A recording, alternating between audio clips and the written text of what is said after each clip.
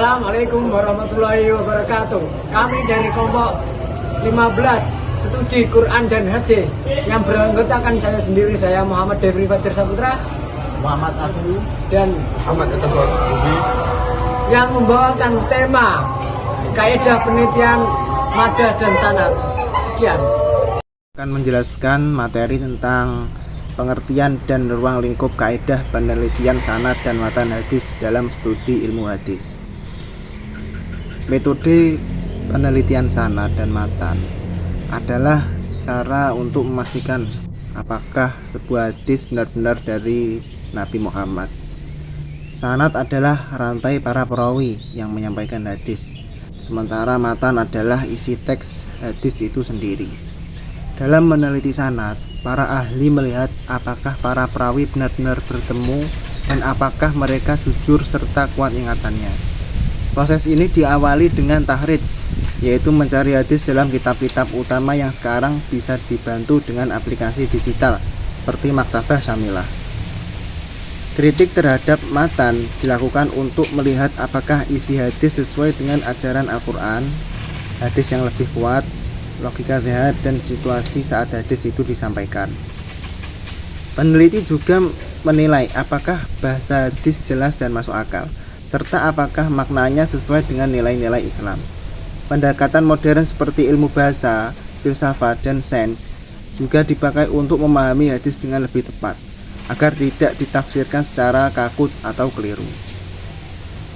Gabungan antara penelitian sanad dan matan sangat penting agar hadis yang dipakai benar-benar bisa dipercaya.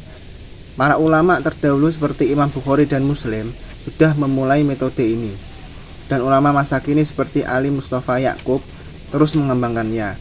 Di zaman sekarang banyak hadis beredar di internet tanpa pemeriksaan yang benar. Oleh karena itu, kita perlu cara yang teliti dan menyeluruh agar ajaran Nabi Muhammad tetap terjaga dan bisa diterapkan dengan baik dalam kehidupan umat Islam masa kini. Saya akan menerangkan tentang prosedur atau langkah-langkah sistematis dalam menganalisis keabsahan sanad dan matan suatu hadis. Penelitian hadis dimulai dengan proses takhrij, yaitu pelacakan sumber hadis dari kitab-kitab induk untuk mengetahui jalur sanad dan perbedaan redaksi matan. Tapi ini penting agar peneliti bisa mengidentifikasi siapa saja perawinya, bagaimana jalur periwayatannya, dan apakah terdapat perbedaan isi dan yang mempengaruhi makna. Tahrij menjadi dasar awal dalam menilai keaslian dan kekuatan hadis secara metodologis. Setelah itu dilakukan analisis sanad, yaitu mulai dari kesinambungan antar perawi atau ittisalu sanad hingga integritas dan kapasitas hafalan mereka melalui ilmu al-jarh wa at-ta'dil. Data historis seperti tahun lahir dan wafat perawi digunakan untuk memastikan kemungkinan mereka bertemu. Peneliti juga menelusuri cacat tersembunyi atau ilat dan kejanggalan dalam sanad atau redaksi hadis yang dapat menurunkan kualitas hadis jika terbukti. Terakhir, kritik terhadap matan mencakup analisis bahasa, makna, dan kesesuaian isi dengan Al-Quran, akal sehat, serta prinsip-prinsip dalam Islam. Peneliti juga memperhatikan latar belakang turunnya hadis agar tidak terjadi kesalahan penerapan hukum. Setelah semua aspek diteliti secara komprehensif, hadis diklarifikasikan ke dalam kategori sahih, hasan, dhaif, atau maudhu' sesuai tingkatannya. Sekian dari saya. Saya akan menerangkan tentang tantangan yang dihadapi dalam penerapan kaidah penelitian sanad dan matan dalam konteks keilmuan hadis di masa kini.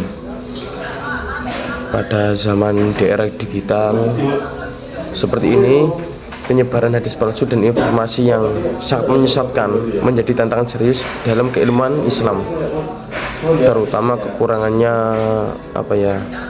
verifikasi sanad dan matan dalam konteks media sosial atau situs web. Meskipun kemajuan teknologi memungkinkan akses mudah terhadap literatur hadis atau literasi yang sangat banyak ini, seperti konten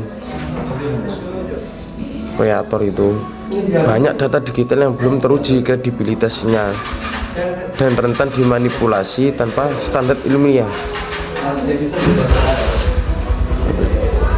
Karena seperti itulah banyak kekurangannya, maka perlunya sistem validasi digital yang ketat agar kajian hadis tetap ilmiah dan tidak terjerumus pada pemahaman kekeliruan akibat banjirnya informasi yang sangat menyesatkan atau hoax ini yang tidak dapat terkendali. Adapun aplikasi-aplikasi yang sangat beredar di zaman sekarang, yaitu seperti AI atau ChatGPT, Gemini dan yang lain-lain, memicu kontroversi karena seringkali menghasilkan jawaban tanpa rujukan. Jadi asal-asalan, jawabannya sekedar ada, cuma tidak ada pendapatnya itu dari siapa gitu. Serta banyak kecenderungan menyederhanakan isu kompleks dalam studi hadis.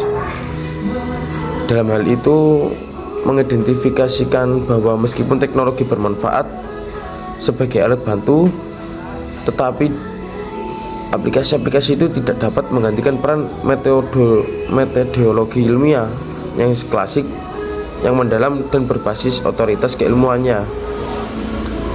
Kemudian dalam konteks ini banyak sekali para ulama akademisi mendorong kaidah kritik sanad dan matan agar mampu menjawab tantangan dalam zaman kontemporer seperti sekarang itu, tanpa kehilangan ketelitian keilmiahannya, seperti yang ditegaskan oleh Suryadi. Tekanan eksternal seperti kritik orientalis terhadap pondasi sanad dan matan turut menambah beban studi hadis masa kini, karena banyaknya arusnya informasi yang cepat dan budaya instan membuat masyarakat itu cenderung menerima hadis tanpa menelusuri sumbernya atau kesohihannya. Karena itu diperlukan pembaruan metodologi yang mengidentifikasikan pendekatan dalam penelitian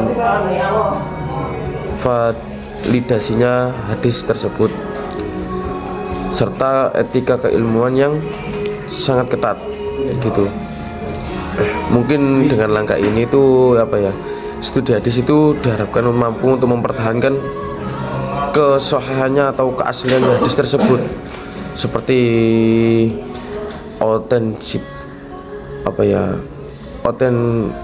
otentisitas atau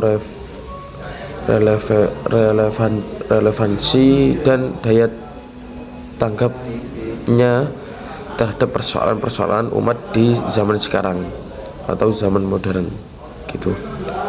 Sekian dari saya. Mungkin materi selanjutnya akan dilanjutkan oleh teman saya. Itulah presentasi dari kami dari kelompok 15. Sekian dari kami. Wassalamualaikum warahmatullahi wabarakatuh.